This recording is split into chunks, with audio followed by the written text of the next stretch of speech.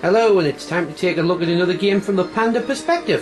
Today I'm going to be taking a look at Homefront on the Xbox 360, which I can only describe as one of the most frustrating games I've bought this year. Let's jump into gameplay, single player mode first of all, and then we can talk about it. Options wise, you're looking at your controls and things like that, there's not a great deal to look at. Okay, first thing to notice, this is yet another first-person shooter in a rather crowded first-person shooter market. What I will say is the single player has some pros and some cons. Graphically, as you can see, it ain't the prettiest looking game, but the graphics do a job. Gameplay wise, it's excellent. I really do like the gameplay of the single player.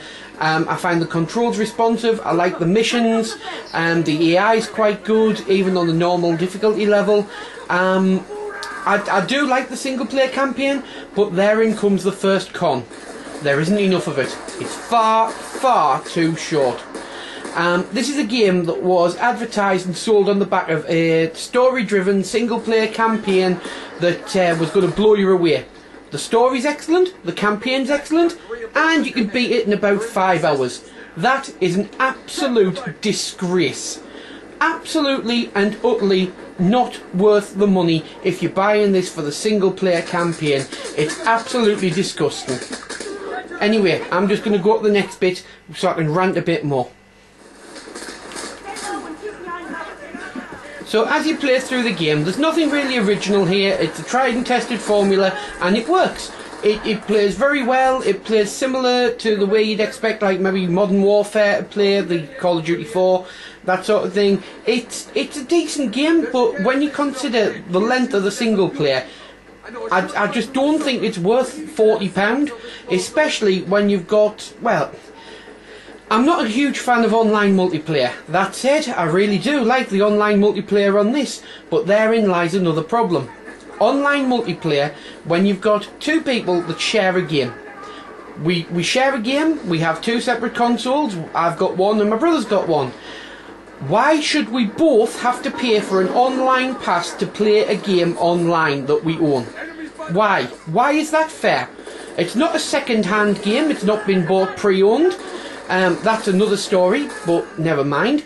It's a brand new game. Why should I be punished for buying the game brand new at launch and paying the full recommended retail price for the game, but I can't play it online on my machine and my brother played online on his machine?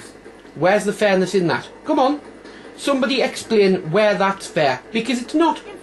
Why should we have to pay for an online pass so we can play the game on both machines? Anyway, I've bleated on enough about the online, so I might as well try and show it off, although the game's being awkward at the moment.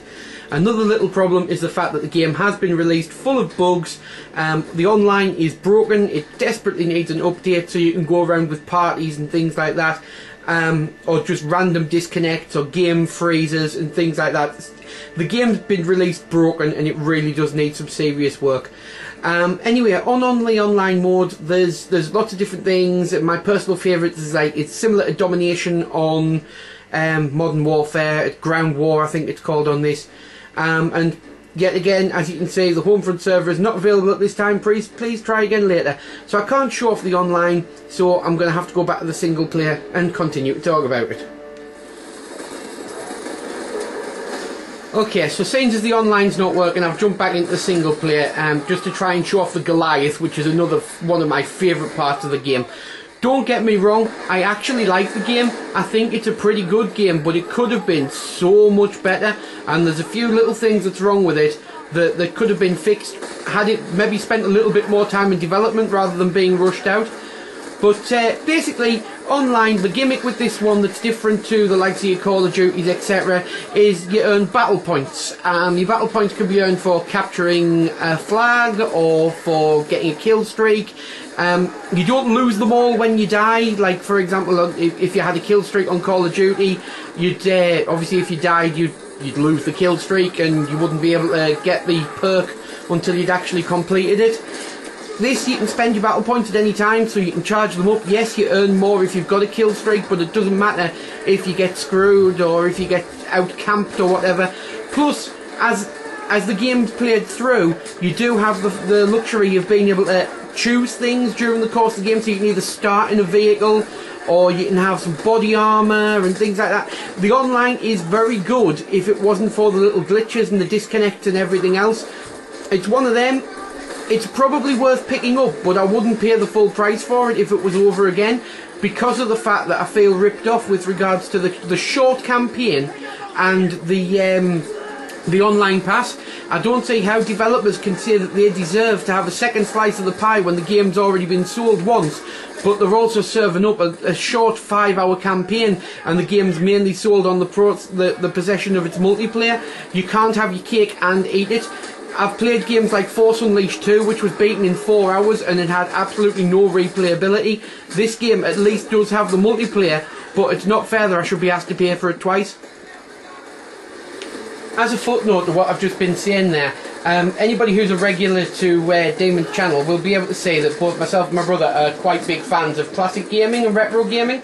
And in looking at a few retro games recently, we've been onto some reputable game sites, and we've seen reviewers slagging off games from the PlayStation 1 era for having a 10-hour campaign and how disgraceful it is that the campaign is so short.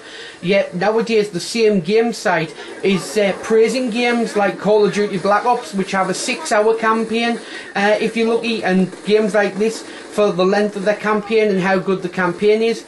I mean, how standards have changed. I personally still don't think it's acceptable for a game to still cost the same amount of money but you get half as much of the game. For me, it just doesn't make sense anymore. It's the Chewbacca defense all over again.